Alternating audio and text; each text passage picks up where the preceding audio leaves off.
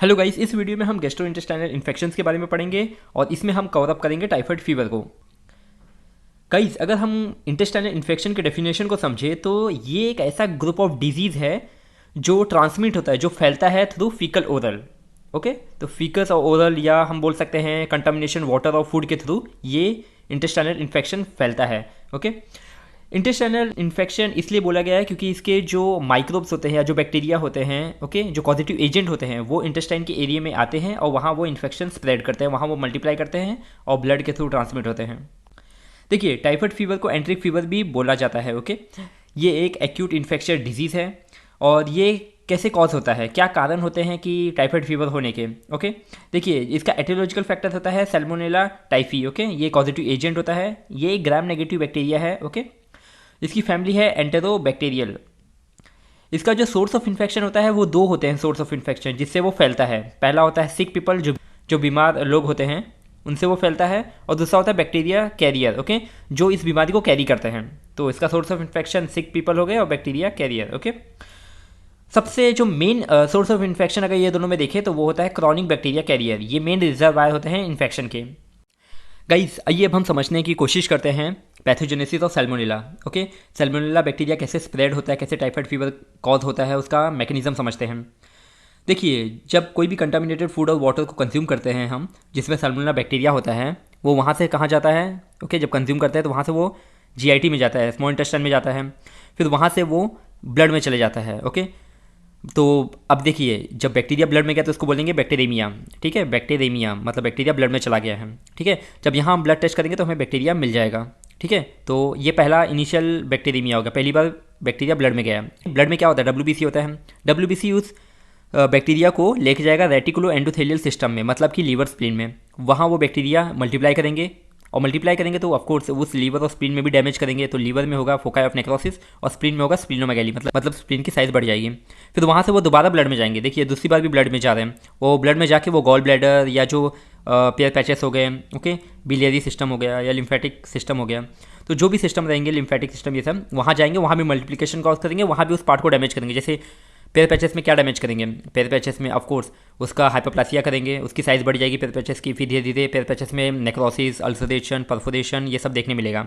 Okay, फिर वो धीरे धीरे इंटेस्टाइनल ट्रैक के थ्रू पास आउट हो जाएंगे स्टूल के फॉर्म में। ओके, और स्टूल में जब हम इसका लेबोरेटरी टेस्ट करेंगे तो वहाँ भी हमें बैक्टीरिया देखने मिलेगा स्टूल में। ओके, तो इस तरीके से उसके पैथोजेनेसिस, उसके मैकेनिज्म देखने मिले। और इस दौरान जो पेशेंट को चेंजेस देखने मिलते हैं, जैसे सिम्टम, जैसे बोल सकते हैं fever, nausea, abdominal pain, diarrhoea. Okay, तो ये सब चेंजेस एक सिम्टम के फॉर्म में देखने मिलते हैं। और इसका जो इंक्यूबेशन पीरियड होता है इस बैक्टीरिया का, वो होता है 5 से 14 दिन। ओके, आइए अब हम समझने की कोशिश करते हैं कि कौन कौन से हफ्ते में कौन कौन से चेंजेस देखने मिलते हैं एंट्रिक फीवर में, मतलब कि कौन कौन से वीक में क्या क्या चेंजेस देखने मिलते हैं। देखिए, पहले हफ्ते में बैक्टीरिया ब्लड में जा चुका था तो इसको बोलते हैं बैक्टीरीमिया। ठीक है, दूसरे हफ्ते में ये जो बैक्टीरिया है ये ब्लड के थ्रू रेटिकुलो एंडोथेलियल सिस्टम में जा चुका था, और रेटिकुलो एंडोथेलियल सिस्टम मतलब कि liver, spleen, bone marrow. Okay, तो लीवर में इसने फोकाई ऑफ नेक्रोसिस कॉज किया है, और स्प्लीन में स्प्लीनोमेगैली, मतलब स्प्लीन की साइज़ बढ़ गई है। तीसरे हफ्ते में ये जो पेयर पैचेस होते हैं उसमें चेंजेस कॉज करना शुरू कर दिया, जैसे अल्सरेशन, ओके, फिर नेक्रोसिस, फिर परफोरेशन। उसके बाद ये जब परफोरेशन कॉज किया तो इंटेस्टाइनल ब्लीडिंग, इंटेस्टाइनल अल्सरेशन हमें देखने मिला तीसरे हफ्ते में।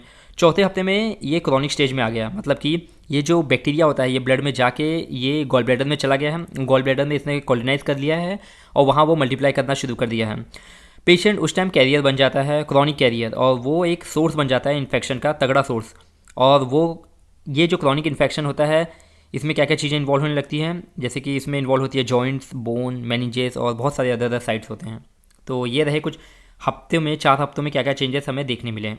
आइए इसके मॉर्फोलॉजिकल फीचर को समझने की कोशिश करते हैं। मॉर्फोलॉजिकल फीचर मेनली 2 चीज़ों में आते हैं, ओके, लोकल और जनरल होते हैं। तो जो लोकल चेंजेस हमें देखने मिलते हैं वो पहले देखने मिलेगा हाइपरप्लासिया, जैसे पेयर पैचेस में पेयर पैचेस की साइज़ बढ़ जाएगी। ओके, उसकी साइज़ बढ़ने के बाद उसमें नेक्रोसिस देखने मिलेगा। धीरे धीरे नेक्रोसिस से वो अल्सरेशन में कन्वर्ट होगा और उसके बाद उसमें छेद होना शुरू हो जाएगा। इसको हीलिंग भी बोलते हैं, एक हीलिंग का प्रोसेस भी होता है, बट इसमें वो हीलिंग कैसा होगा, अल्सरेशन हील हो जाएगा बट छेद तो हो ही जाएगा ना यार, परफोरेशन हो जाएगा। तो इस तरीके से ये लोकल चेंजेस हमें देखने मिले। यहाँ भी हाइपरप्लासिया मतलब साइज़ बढ़ गई पेयर पैचेस की, उसमें नेक्रोसिस होने लगा, सड़ने लगा, फिर अल्सर होने लगा उसी पार्ट में, और हीलिंग के थ्रू वो अल्सर ठीक हो गया बट छेद हो गया, परफोरेशन देखने मिला है। ये रहा लोकल चेंजेस। अब जनरल चेंजेस में देखते हैं, इसमें लीवर क्या होता है, लीवर की साइज़ बढ़ जाती है। ओके, इसमें एक तरीके से डीजनरेशन देखने मिला लीवर के सेल में। ओके, और जो स्किन होता है आप देख सकते हैं रोज स्पॉट देखने मिलता है स्किन पर। ओके, स्पॉट देखने मिलते हैं रोज स्पॉट। ओके, इसको कलेक्शन ऑफ बेसिले वो बोलते हैं। Gall bladder, of course gall bladder में कोलिसिस्टाइटिस हो जाता है, स्प्लीन की साइज़ ऑफकोर्स बढ़ जाती है। जो मेजेंट्री ग्लैंड होते हैं वो भी एनलार्ज हो जाते हैं, वो भी बढ़ जाते हैं। किडनी में भी एक क्लाउडी स्वेलिंग देखने मिलता है और एल्बिन्यूरिया देखने मिलता है। ओके, लंग्स में ब्रोंकाइटिस हो जाता है। ओके, और हार्ट में जो हार्ट की साइज़ हो जाती है वो बढ़ जाती है हार्ट की साइज़, और उसमें फैटी डिजनरेशन भी देखने मिलता है। ओके, और जो वेन्स होते हैं उसमें थ्रोम्बोसिस भी होते हैं। तो ये सब चीज़ें आती है जनरल चेंजेस में। ओके, तो मॉर्फोलॉजिकल चेंजेस दो तरीके के होते हैं, लोकल और जनरल। तो लोकल ये रहे और जनरल ये रहे। देखिए, अगर हम सैम्पल टेस्ट करें तो कौन कौन से सैम्पल टेस्ट हेल्पफुल होते हैं डायग्नोस करने के लिए सैल्मोनेला बैक्टीरिया है कि नहीं। देखिए, विडाल टेस्ट एक तरीके का सीरम टेस्ट होता है, इसमें इजीली पता चल जाता है कि टाइफाइड है कि नहीं। ओके, दूसरा होता है फीसिस, जो स्टूल टेस्ट होता है उसके कल्चर से भी पता चल जाएगा कि सैल्मोनेला बैक्टीरिया है कि नहीं। Okay, blood culture of course ये बहुत अच्छा टेस्ट होता है। ओके, ये हमें एक तरीके से फीवर का जो स्टेज होता है उसको भी बता देगा। यूरिन टेस्ट में भी हमें ये देखने मिलता है।